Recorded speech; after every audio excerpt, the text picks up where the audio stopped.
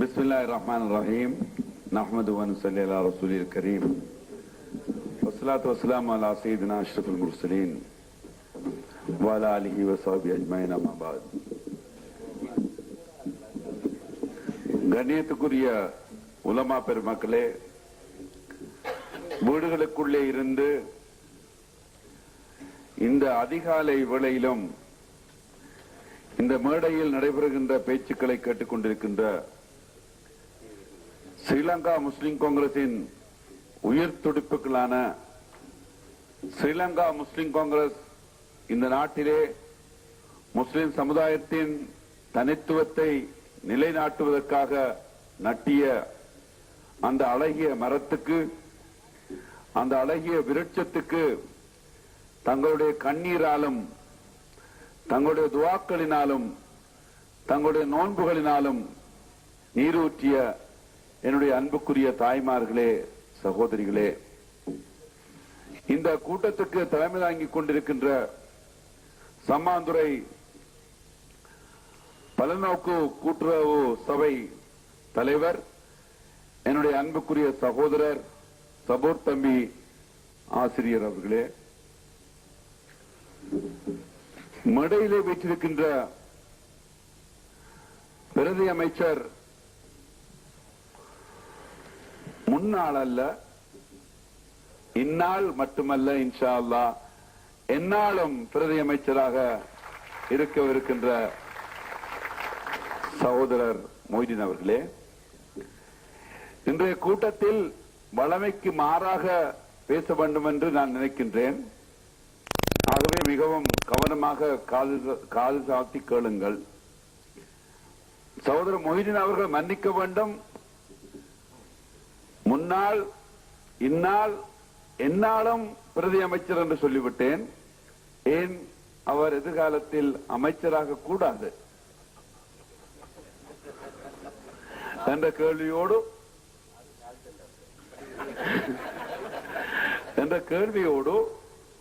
அந்த கேள்விக்கு பதிலை தராமல் இன்ஷா அல்லாஹ் நிகாமடலி மாவட்டத்தில் நாங்கள் தாக்கல் செய்திருக்கின்ற நியமன பத்திரங்களின் பின்பு நடைபெறுகின்ற இந்த கன்னி கூட்டத்திலே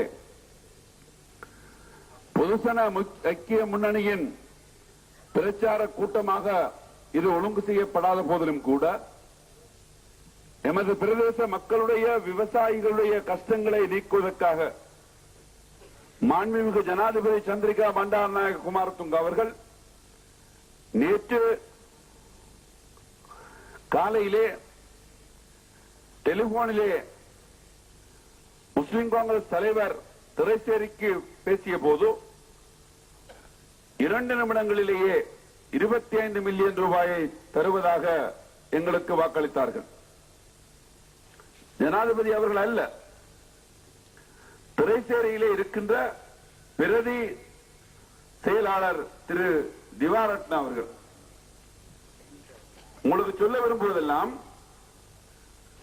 முந்தின நாள் இரவு சம்மாந்துறை சேர்ந்த எங்களுடைய போராளிகள், சகோதரர்கள் வந்து எங்களுக்குள்ளே இருந்த சில கசப்புக்களை எல்லாம் மறந்துவிட்டு கைலாகு கொடுத்து முசாபா செய்து இந்த போராட்டத்தை மீண்டும் நாங்கள் பலப்படுத்த போகின்றோம் என்ற நிலைப்பாட்டுக்கு வந்தபோது அங்கு இருந்த பலநோக்கு கூட்டுறவு சங்கத்தின் தலைவர் சகோதரர் சபூர் தம்பி அவர்கள் சொன்னார்கள், அந்த பலநோக்கு சங்கத்தின் பொது முகாமையாளர் ஜனாப் யாசின் அவர்கள் சொன்னார்கள், தேர்தலை விடவும் முக்கியமான பிரச்சனை இருக்கின்றது, விவசாயிகளுடைய பிரச்சனை இருக்கின்றது. அறுவடை செய்யப்பட்ட நெல்லை விற்க முடியாமல் எங்களுடைய விவசாயிகள் கஷ்டப்பட்டுக் கொண்டிருக்கின்றார்கள். உடனடியாக இதற்கு நீங்கள் நிவாரணத்தை காண வேண்டும் என்று சொன்னார்கள். அன்புக்குரிய சகோதரர்களே, தாய்மார்களே, பெரியோர்களே, கண்ணியத்துக்குரிய உலமாக்களே, அவர்களுக்கு முஸ்லிம் காங்கிரஸ் தலைவர் சொன்னார், இன்ஷா அல்லாஹ் முடிந்ததை செய்து பார்க்கின்றேன் என்று.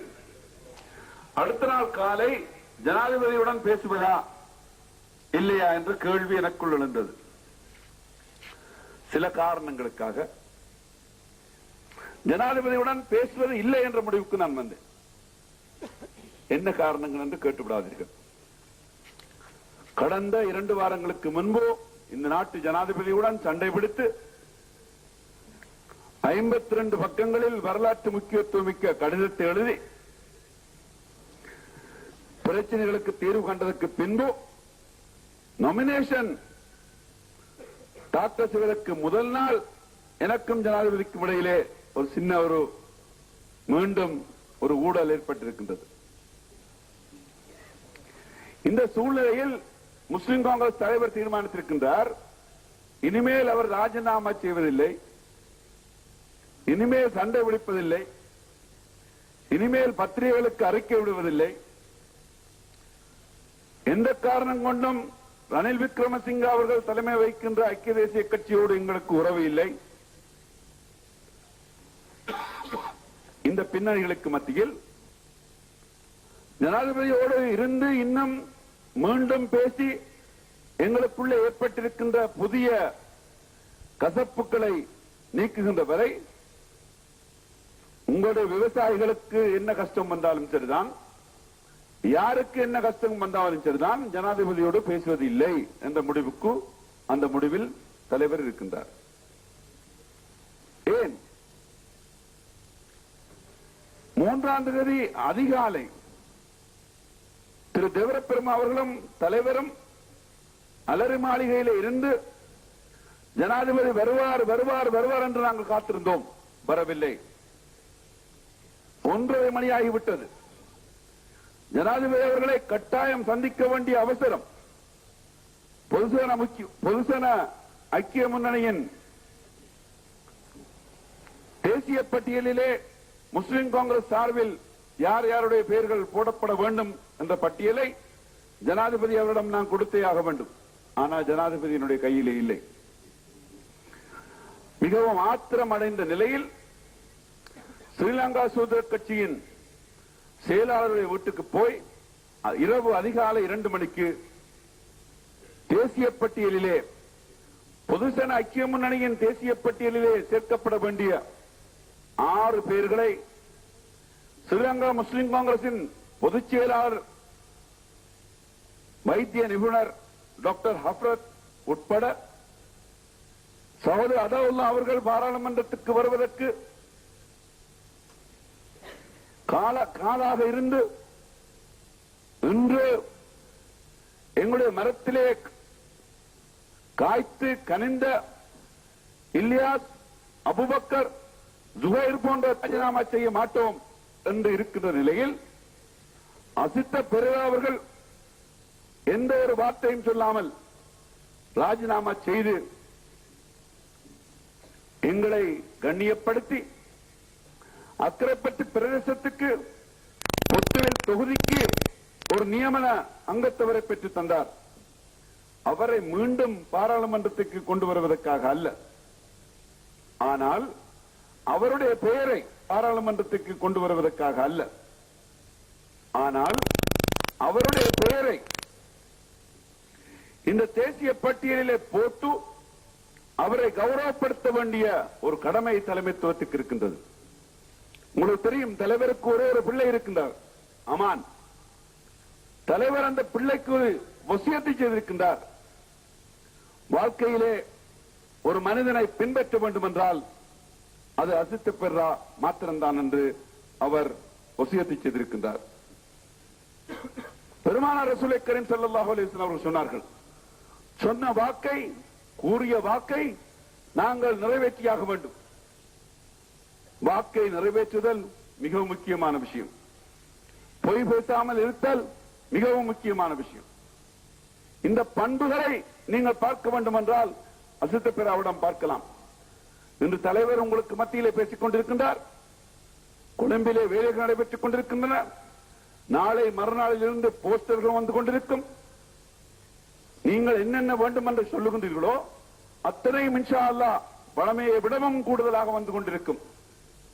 ஆனால் இந்த தேர்தல்களில் தலைவர் எங்கிருந்து நிதிகளை பெறுகின்றார், யாருடைய உதவிகளை கொண்டு போஸ்டர்கள் அடிக்கின்றார் என்று நீங்கள் யாரும் இதுவரையும் கேட்டதில்லை, இனிமேலும் நீங்கள் கேட்கப் போவதும் இல்லை. நீங்கள் கேட்க வேண்டும் என்று தலைவர் எதிர்பார்ப்பதும் இல்லை. தாருஸ்ஸலாம் அழகிய 7 மாடி கட்டடம் கட்டப்பட்டிருக்கின்றது. இதுவரையும் எங்களுடைய கட்சியில் இருக்கின்ற ஒருவர் வந்து, சார் எங்கிருந்து இந்த காசை பெற்றீர்கள் என்று தலைவரிடம் கேட்கவில்லை. அப்படித்தான் இந்த கட்சி கட்டி வளர்க்கப்பட்டு வருகின்றது. உங்களுக்கு சொல்ல விரும்புவதெல்லாம், சகோதரர் அசித்த பெர்ரா அவர்கள் இன்றே தலைவர் கண்பிழித்து சரியாக 28 நாட்களாக சராசரி 2 மணித்தியாலங்கள் மாத்திரம் தூங்கிக் கொண்டு பணியாற்றிக் கொண்டிருக்கின்ற போது, தலைவரோடு சேர்ந்து 27-28 மணித்தியாலங்கள், மன்னிக்க வேண்டும், 27-28 நாட்கள், சராசரி 18-20 மணித்தியாலங்கள் இயங்கிக் கொண்டிருக்கின்ற ஒரு குழுதான் இந்த தேர்தலின் பின்னே இயங்கிக் கொண்டிருக்கின்றது. அதில் முதன்மையானவர் துறைமுக அதிகார சபையின் பிரதி தலைவர் சகோதரர் MIM ரஃபீக் அவர்களாகும். எல்லோரையும் விட மிகவும் முக்கியமான பங்கு உங்களுடைய தலைவரின் மனைவிக்கு இருக்கின்றது. உங்களுக்கு தெரியும், இந்த நாட்களில் அமைச்சரவையில் ஒரு குசுகுட்டா கூட அடுத்த நாள் பத்திரிகைகளில் வந்துவிடும். ரகசியங்களை இந்த நாட்டிலே வைத்திருக்க முடியாது. நமது கட்சியின் விசேட பேராளர் மகாநாடு டிரான்ஸ்ஏசியா ஹோட்டலில் நடந்த போது தலைவர் பகிரங்கமாக சவால் விட்டிருக்கின்றார். இந்த 52 பக்கங்களில் ஒரு வரியை முடிந்தால் பத்திரிகையாளர்கள் வெளியே கொண்டு வாருங்கள், ஒரு வரியை கொண்டு வாருங்கள். 52 பக்கங்களில் இந்த நாட்டு ஜனாதிபதி அவர்களை விமர்சித்து எழுதிய அந்த கட்டுரை ஒரு பல்கலைக்கழகத்துக்கு ஆராய்ச்சிக்காக கொடுத்திருந்தால் நிச்சயமாக எனக்கு அந்த கடிதத்துக்கு மாத்திரம் ஒரு கலாநிதி பட்டம் கிடைக்கும் என்பதில் எனக்கு எந்த விதமான சந்தேகமும் இல்லை. இஹ்ராத்தை போட்ட நிலையிலே 52 பக்க கடிதங்கள் எழுதி முடிக்கப்பட்டது. புதன்கிழமை காலை போடப்பட்ட இஹ்ராம் உம்ரா செய்வதற்காக கொழும்பிலே வைத்து போடப்பட்ட இஹ்ராம் ஞாயிற்றுக்கிழமை அதிகாலை தான் சுபஹ் தொழுகைக்கு பின்பு உம்ரா துவங்குகின்றது. புதன், வியாழன், வெள்ளி, சனி 24 தர 4 96 மணித்தியாலங்கள் இஹ்ராமிலே இருந்து எழுதப்பட்ட கடிதம். அந்த கடிதத்தில் இருந்து முடிந்தால் ஒரு வரியை வெளியே கொண்டு வாருங்கள் என்று நாங்கள் சவால் பெற்றிருக்கின்றோம்.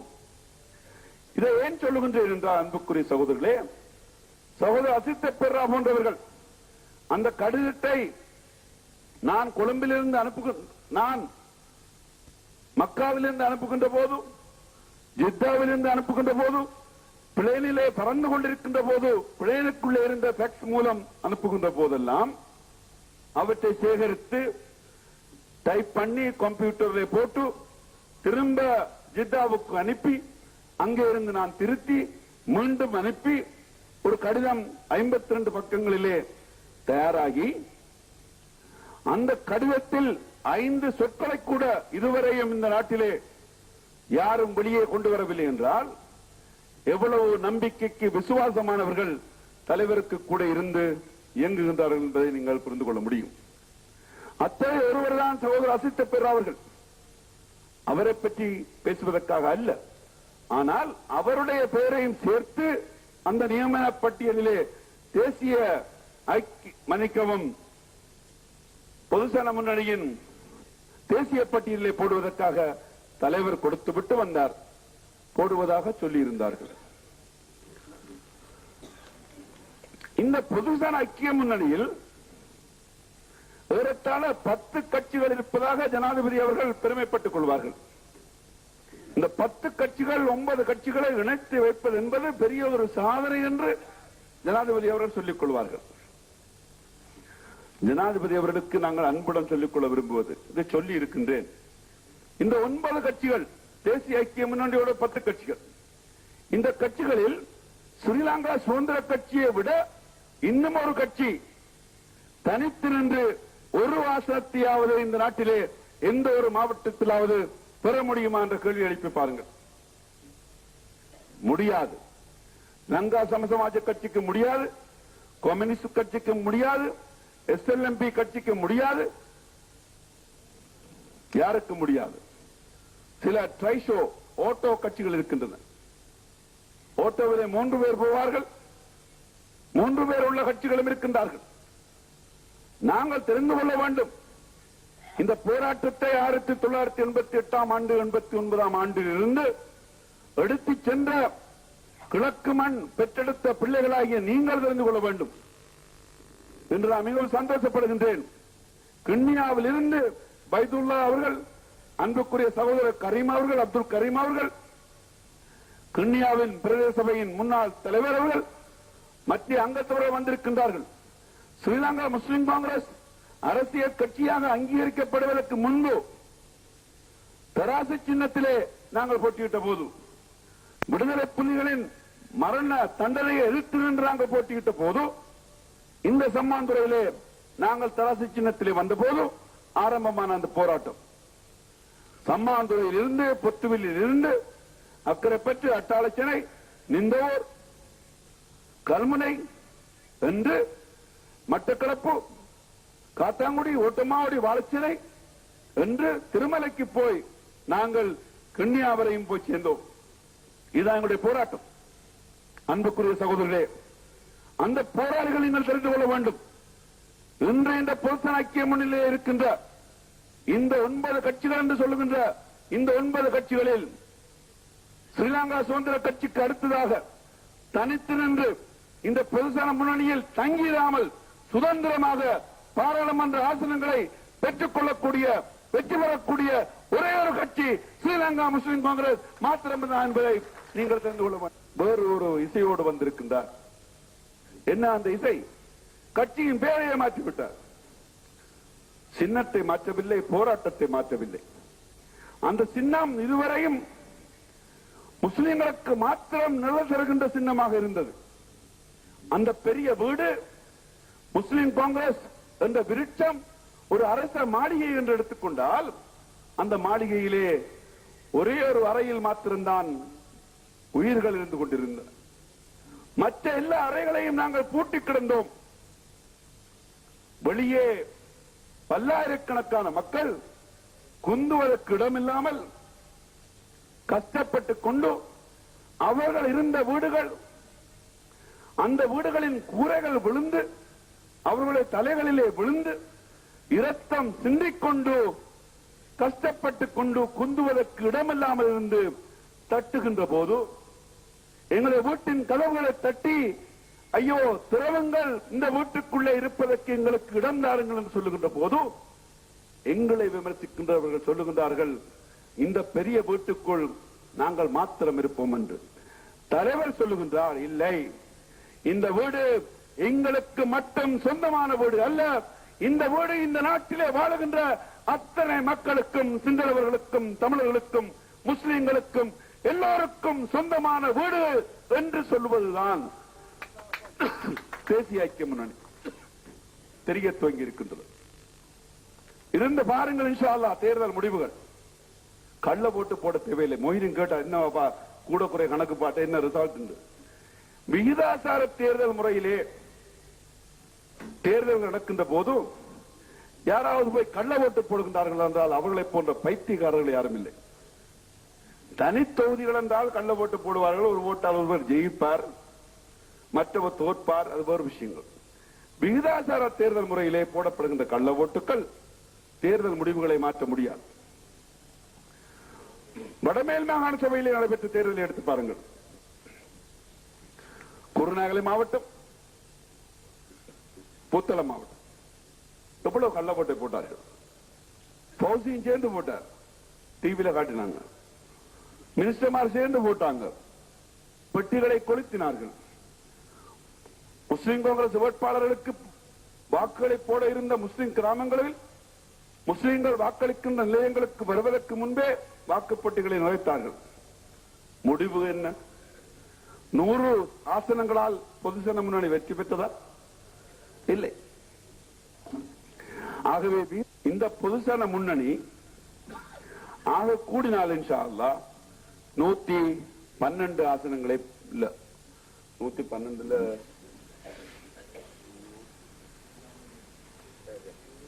நாலு ஆக கூடினா பொதுசன முன்னணிக்கு 108 ஆசனம் தான் கிடைக்கும். 108 ஆசனம். இந்த 108 ஆசனம் எந்த கட்சின்னு தெரியுமா? ஸ்ரீலங்கா சுதந்திர கட்சி.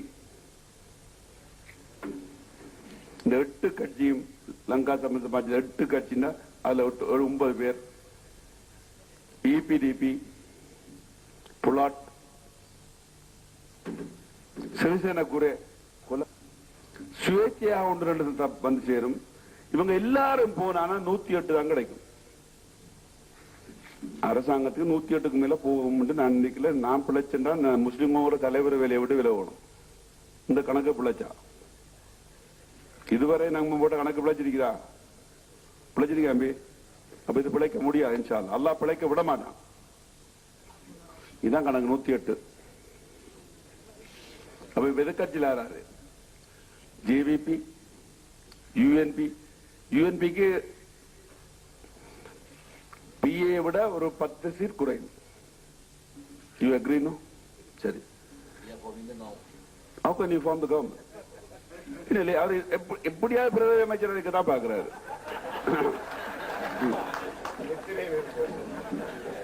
108 ஆசனத்தோட எப்படி தம்பி அரசாங்கம் அமைக்கிற? அரசாங்கத்தை அமைக்கிறதுக்கு 113 சீட் வேணும். வெத்தினரிக்கு 108 எவ்வளவு குறைய? 5. சரியா? 5 குறைய. விளங்குற கணக்கு? சரி. எதிர்கட்சியில் யாரு பாருங்க. UNP, JVP. JVPக்கு நான் நினைக்கிறேன் இன்ஷா அல்லாஹ் 7க்கும் 10க்கும் இடையில வரும். 7க்கும் 10க்கும் இடையில JVP கிடைக்கும். மதர் TULF தமிழர் விடுதலை கூட்டணி. தமிழர் விடுதலை கூட்டணிக்கு ஒரு 8க்கும் 10க்கும் இடையில கிடைக்கும். இப்ப இந்த 3 பேரும் சேர்ந்து இந்த 3 பேர்ல யாராவது அரசாங்கத்துக்கு வருவாங்களா? மொய்தீன் TULF வருமா? வராது. அப்ப கூட அரசாங்கம் அமையாது. என்ன சிரிக்கிற? வராமையாது. JVP வருமா? சந்திரிகாவோட வராது, அமையாது. அப்ப எப்படி அரசாங்கத்தை அமைக்கிறது? நான் சொல்லிட்டேன். SLP சீட்டை கணக்கெடுத்துட்டோம். 8 கட்சியில சீட்டும் கணக்கெடுத்துட்டோம். சிறிசேன கூரையும் சேர்த்துட்டோம். எல்லாரும் எடுத்து UNP எடுத்தாச்சு. பொறுங்களா